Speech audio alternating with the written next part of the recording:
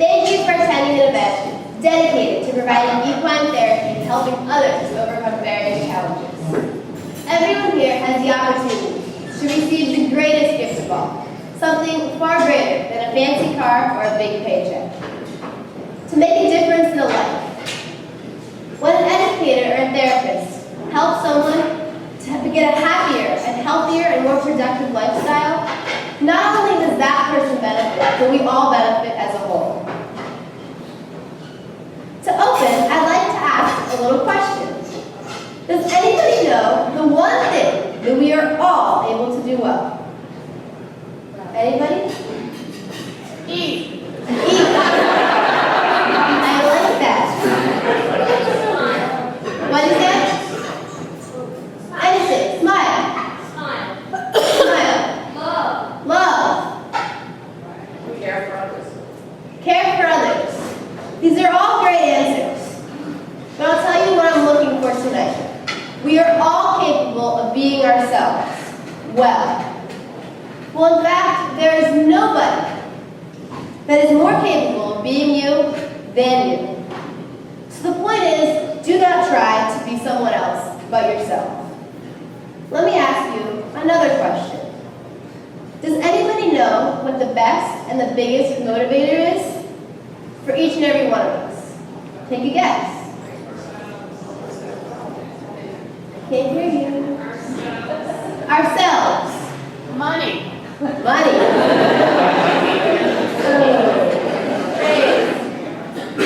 Praise. Praise. Love. Time. Once again, time. These are all amazing answers. But let me give you a little clue. How many people out there used to dread getting up from school? Me too. Let me ask you another question. How many people were quick to get out of bed on the weekends?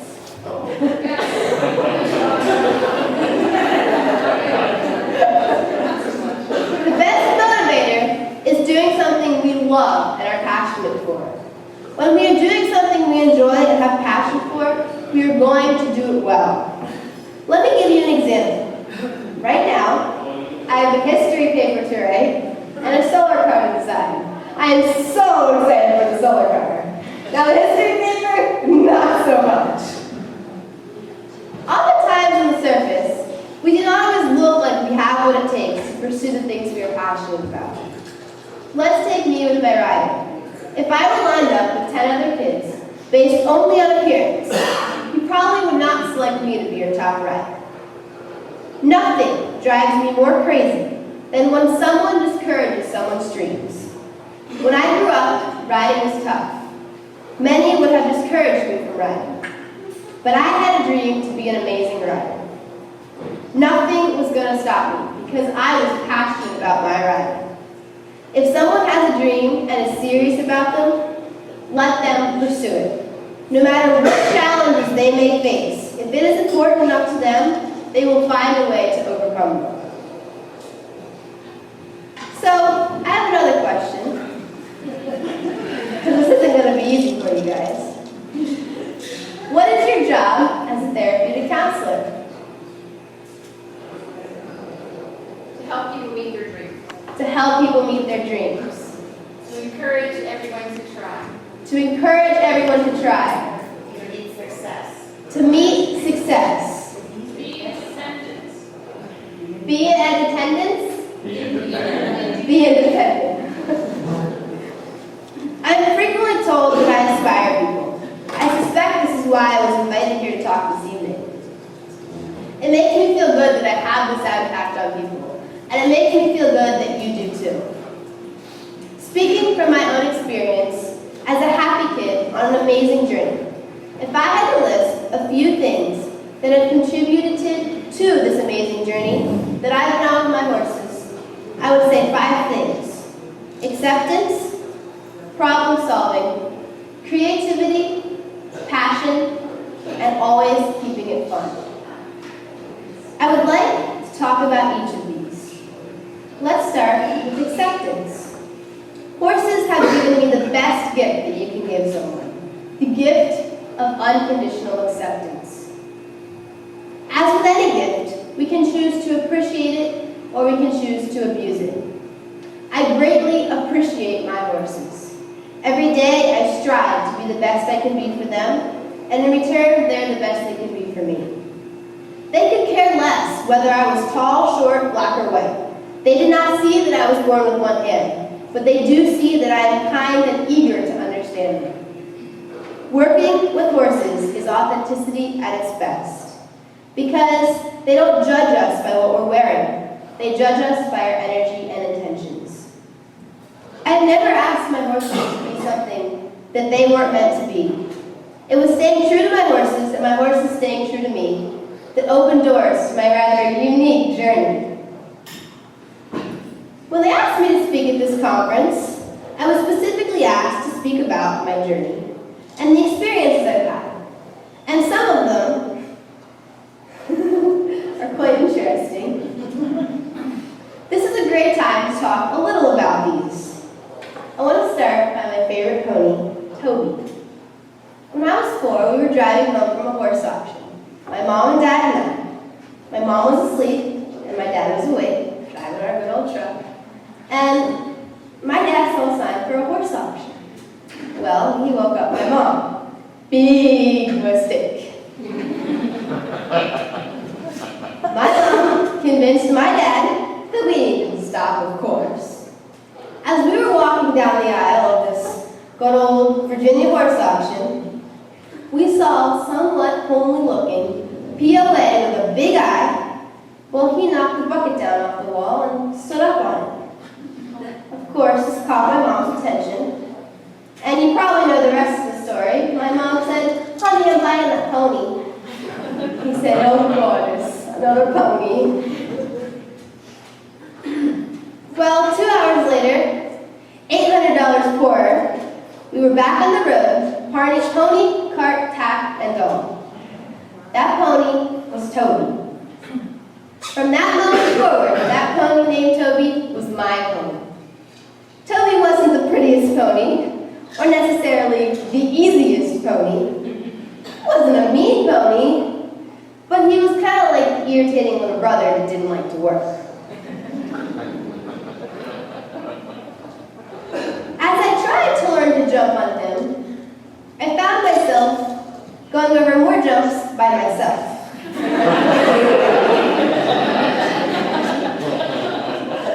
Crashing to the ground, to the back of the jump, while he stood quite quietly at the front. As my falls were becoming more frequent, many people told my mom to get rid of that pony. Well, Toby was my pony, and I loved him regardless of his unwillingness to jump. I decided he needed a new job. His new job would be trick pony extraordinaire. After all, it would be his little tricks that caught the eye of my mom at the auction. 2 years later, we were headlining Briarfest, and Toby was made into a Briar model. The crazy thing is that Toby is such a little ham, he decided he liked jumping when it was not right and in front of his adoring little fans. This still amazes and amuses me. If it weren't for Toby, I would not be standing here with you today. Toby gave me the gift of unconditional acceptance. He taught me to accept all differences. Every time I work with a new horse or a new student, I find that they are all different. In their own way, they all have something to share and teach us. Every horse and every person has their own talent. It is our job to find it and embrace it. Back to acceptance. I was recently featured in the Chronicle Connection. In the article, they said that my journey has been quite unconventional. In many ways it has. I have never focused on the ribbons or the placings. As you listen to my story, I hope you picked up on one common thread. Does anybody know what it is? Acceptance. Persistence. Persistence. Those are all there. Great parents. Great parents. I like that. Thank you. Please give my parents a round of applause. They are amazing.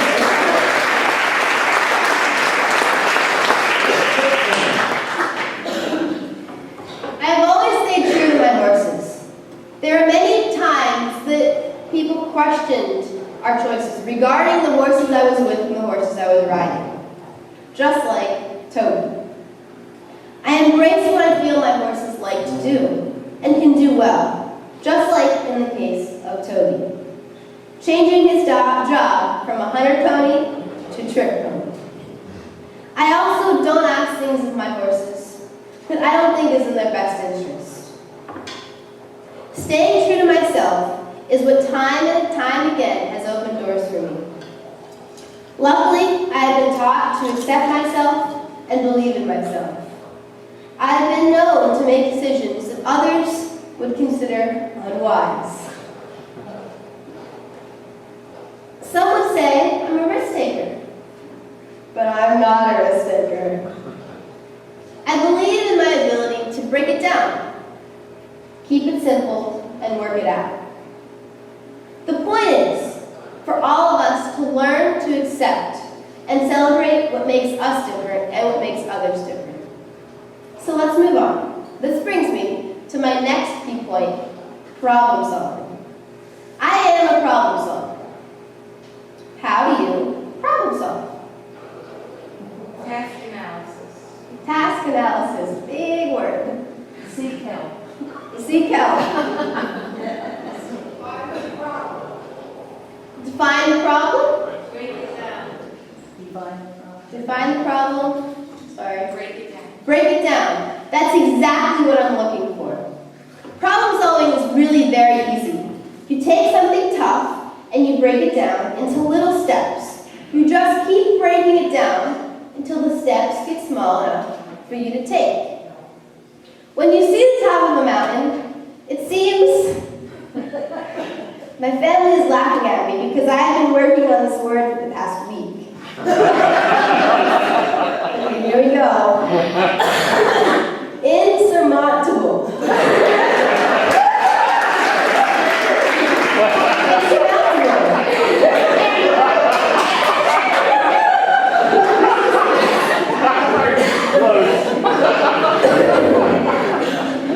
If you just keep taking small steps, top of that mountain keeps getting closer and closer.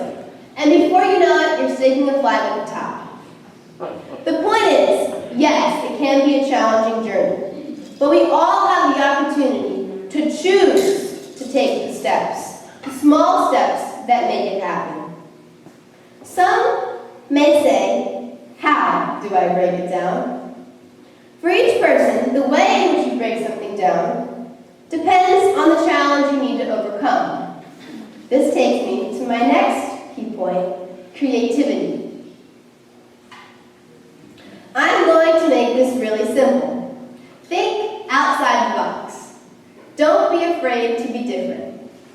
Because guess what? Just like me, we are all different. Accept and embrace it. This can be difficult for many people because they don't want to fail. However, failure is a requirement to success. The point is, have confidence in the choices, in your choices. At times, you're gonna fail. What I have found that when I accept myself and my failures, others do as well. Let's move to my next key point. Be driven by your passion. As I said earlier, the best motivator is doing something we love and have passion for. And we're gonna do something, and when we're gonna do something that we love and have passion for, we're gonna do it well. Regardless of the challenges we have to overcome. And in reality, when you have a dream, it is not really about your perceived endpoint to the dream. It's about the journey, the path that takes you there. My dream from a very early age has been to ride in the Olympics. This is still my dream. In the process of pursuing my dream, my pony has become a Briar Medal. I've performed at the World Equestrian Games, and I've gotten to compete in Wellington, Florida 2 years in a row. These are significant. Even though I still want to ride in the Olympics, I would not want to have missed the last few years of my life. The point of my discussion about passion is, please let the journey of every person you are seeking to help or counsel be led by their passion, regardless of the challenges they have to face. Now for my last key point, one of my favorite key points, keeping it fun. I always try to keep things fun, with horses and with students. When you're having fun, you're engaged in the activity or the task that you're doing. When you're doing something fun that you enjoy, you forget about the challenges, you forget about the hard things, and many times you overcome them. Any questions? I don't know if that's a good thing or a bad thing. Okay. In closing, as I discussed earlier, I would like to attribute my success to acceptance, problem solving, creativity, passion, and always keeping it fun. I follow my heart always. Thank you to my friends and family and trainers that have taught me all these important lessons. I would like to close leaving you with this one last thought. Imagine how different my life would have been if I had been told I was not meant to ride, because I was born with one hand. And even worse, I believed you. Thank you.